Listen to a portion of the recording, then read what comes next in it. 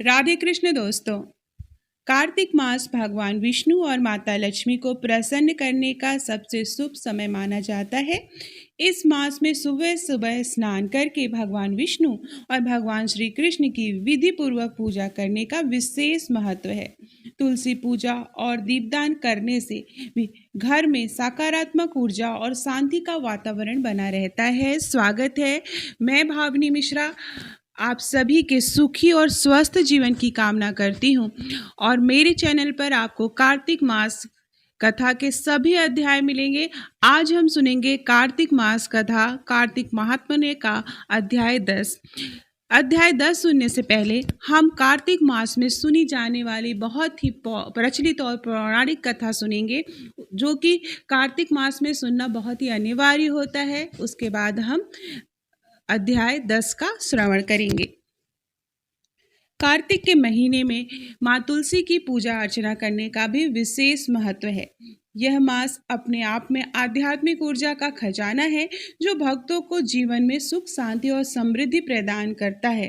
कार्तिक मास में कथा पढ़ना भी अत्यंत आवश्यक होता है, क्योंकि इससे भगवान की कृपा बनी रहती है और परिवार में खुशहाली आती है। आइए सुनते हैं कार्तिक मास में सुनी जाने वाली प्रचलित कथा। उसके बाद अध्याय 10 सुनेंगे। पौराणिक कथाओं के अनुसार एक नगर में एक ब्राह्मण दंपति रहता था। वे रोजाना गंगा और यमुना नदियों तक 7 कोस दूर स्नान करने जाते थे। इतनी दूरी तय करने से ब्राह्मणी बहुत थक जाती थी। एक दिन उसने अपने पति से कहा कि यदि उनका कोई पुत्र होता तो कितना अच्छा होता, क्योंकि बेटे की बहू घर के काम संभालती और उनके आने पर खाना बनाकर रखती। पति ने उनकी बात सुनकर कहा कि वह उसके लिए बहू लेकर आता है। उसने एक पोटली में आटा और कुछ मोहरे रखवाकर उसे दे दिया और वह यात्रा पर निकल पड़ा। रास्ते में ब्राह्मण को यमुना नदी के किनारे खेलती हुई सुंदर लड़कियां दिखी, जिसमें से एक ने कहा कि वह अपना घर रखना चाहती है। ब्राह्मण ने उसे बहू बनाने का निश्चय किया और उससे कहा कि कार्तिक मास चल रहा है, इसलिए वह खाना उसके घर ही खाएगा, पर उसकी माँ से कहे कि वह उसके लिए आटा छानकर रोटी बनाए। लड़की की माँ ने आटा छानना शुरू किया तो मोहरे आटे से निकल आए। यह देखकर वह सोचने लगी कि जिसके आटे में मोहरे हैं, उसके घर में भी धन समृद्धि होगी।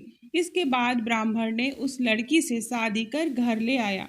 ब्राह्मणी को बहू देकर पहले शक हुआ, लेकिन बहू ने घर के सारे काम बड़े प्यार से किए। उसने चूल्हे की आग बुझने नहीं दी और मटके में पानी रखा। एक दिन आग बुझ गई तो बहू घबरा कर पड़ोसन के पास गई, जिससे उसने गलत सलाह दी।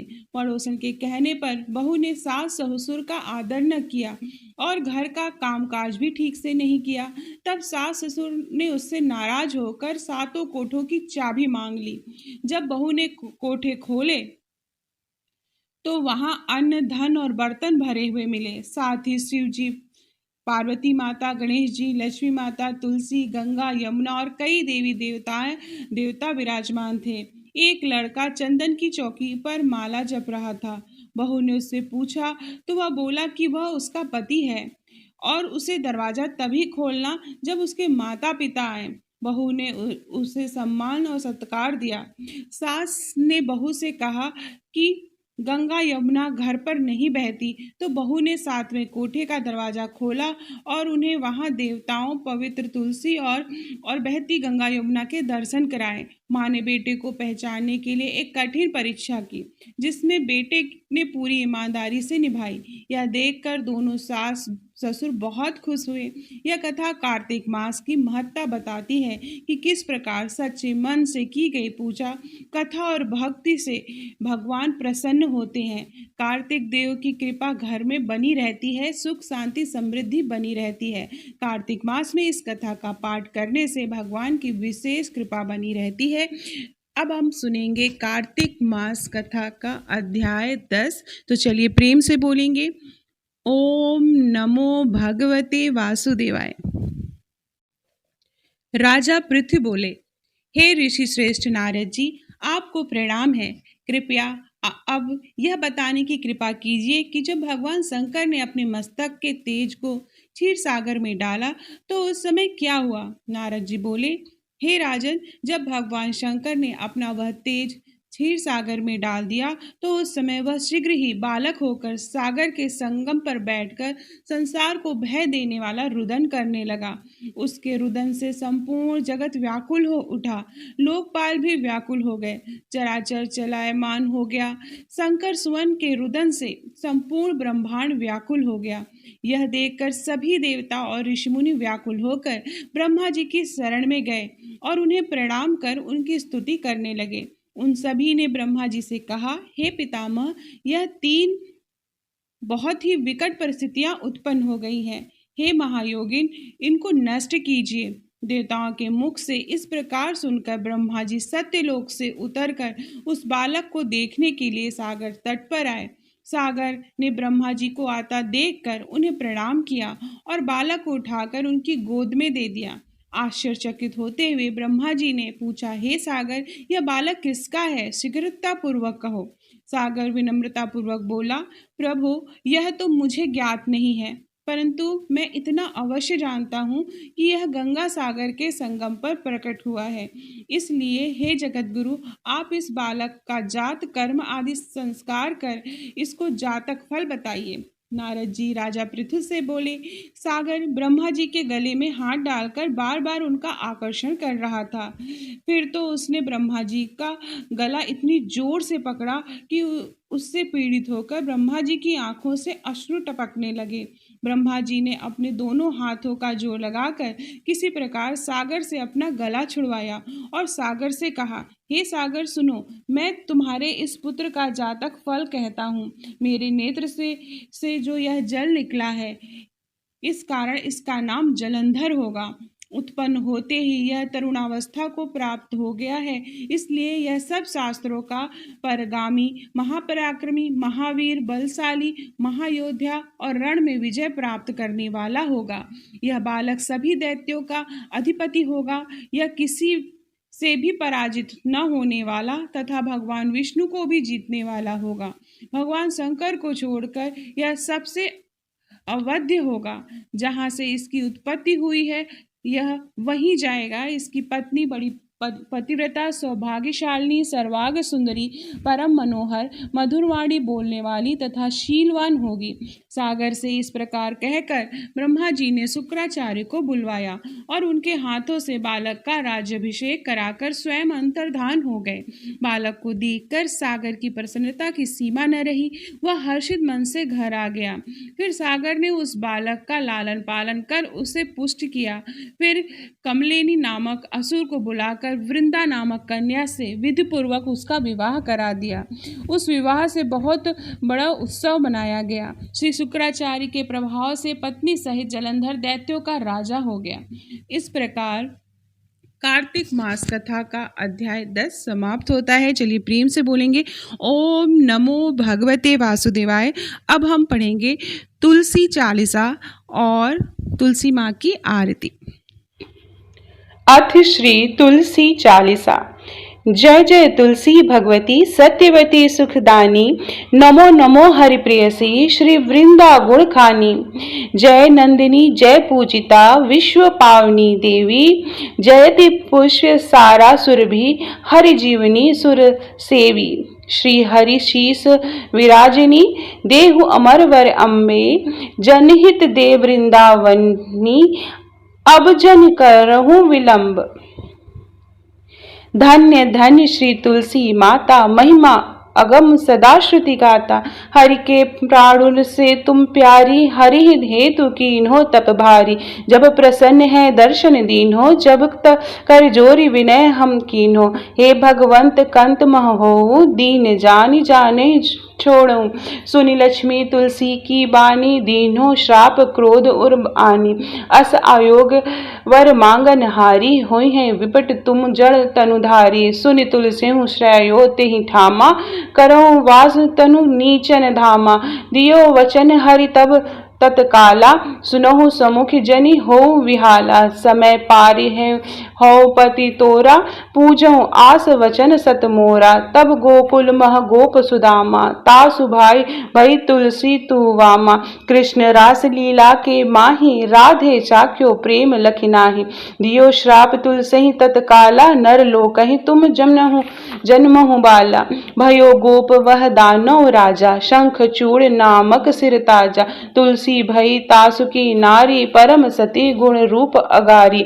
अस है कल्प बीत जब गए हूँ कल्प तृतीय जन्म तब भय हूँ। वृंदा नाम भयो तुलसी को असुर जलंधर नाम पति को। करि अति द्वंद अतुल बल धामा लीना शंकर से संग्रामा। जब निज सैन्य सहित शिवहारे मरहि न तब हरहि पुकारे। पतिव्रता वृंदा थी नारी को न सके पति संहारी। जब जलंधर ही भेष बनाई वृंदा डींग हरि पहचो जाय।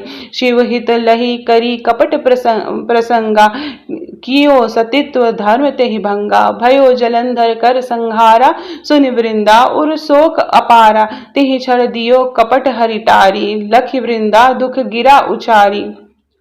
जलंधर ही जस हथ्यो अभीता सोई रावण है हरहि सीता। अस प्रस्तर सम हृदय तुम्हारा धर्म खंडी मम पतहि संहारा। यही कारण लहि श्राप हमारा होए तनु पाषाण तुम्हारा। सुनि हरि तुरत ही वचन उचारे दियो श्राप तुम बिना विचारे। लाख्यो नन निज करते पति को छलन चहो जब पार्वती को। जड़मणि तहु अस हो जड़ रूपा जगमहि तुलसी विपट अनुपा। धरो रूप हम शालिक रामा नदी गंडकी बीच ललामा। जो तुलसी दल हमहि चढ़ाई सब सुख भोगी परम पद पाई। बिन तुलसी हरि जलत शरीरा अतिशय उठत शीश उर पीरा। जो तुलसी दल हरि शिर धारत सो सहस्त्र घट अमृत डारत। तुलसी हरि मन राजनी हारी रोग दोष दुख भंजनिहारी। प्रेम सहित हरि भजन निरंतर तुलसी राधा में नहीं अंतर। व्यंजन हो 56 प्रकारा बिन तुलसी दल हरे न प्यारा।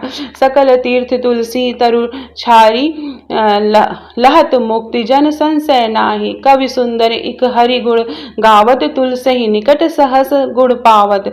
बसत निकट दुर्वासा धामा जो प्रयागते पूर्व ललामा। पाठ करहि जो नित नर नारी होई है सुखी भाष्य ही त्रिपुरारी।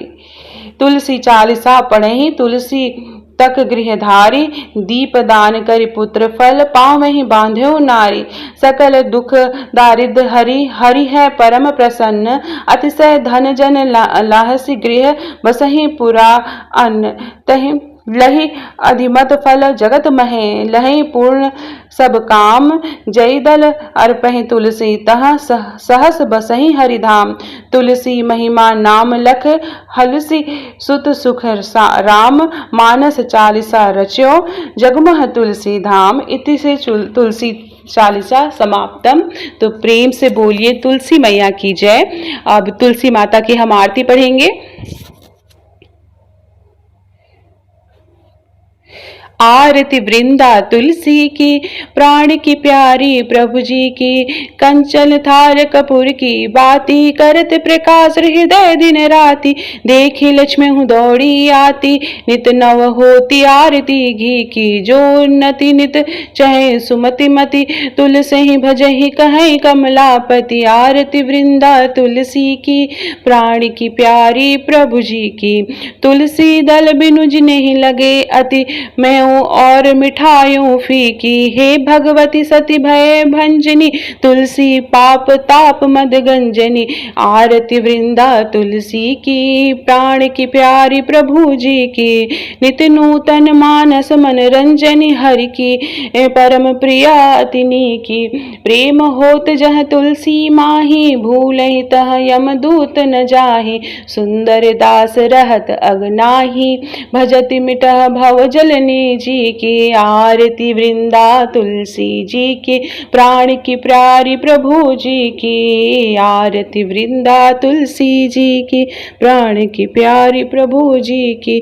तो ये थी तुलसी महारानी की आरती, जो शाम को जब आप दीपदान करेंगे या सुबह दीपदान करेंगे तो तुलसी माँ को जरूर आप आरती करें तुलसी माँ की। और 1 महीने, आप साल भर तुलसी को दिया नहीं जलाते हैं, लेकिन ये कार्तिक मास में आप तुलसी में दिया जरूर जलाएं। तुलसी माँ को शाम के समय स्पेशली आप दिया जरूर जलाएं। तो आप सभी को कार्तिक मास की बहुत बहुत शुभकामनाएं। और आपको मेरी आवाज़ पसंद आ रही हो, मुझसे कथा सुनना पसंद आ रहा हो, तो प्लीज़ कमेंट बॉक्स में राधे कृष्ण ज़रूर लिखिएगा। ये कार्तिक मास हम सब के जीवन में सुख और खुशहाली, ऐश्वर्य, सुख, समृद्धि लेके आए, इसी की कामना करते हुए प्लीज़ मेरे चैनल को सब्सक्राइब कर लीजिएगा। बहुत बहुत धन्यवाद ये वीडियो देखने के लिए। और आपको सभी अध्याय के करके इस महीने में आपको कार्तिक मास के मिलेंगे। बहुत बहुत धन्यवाद।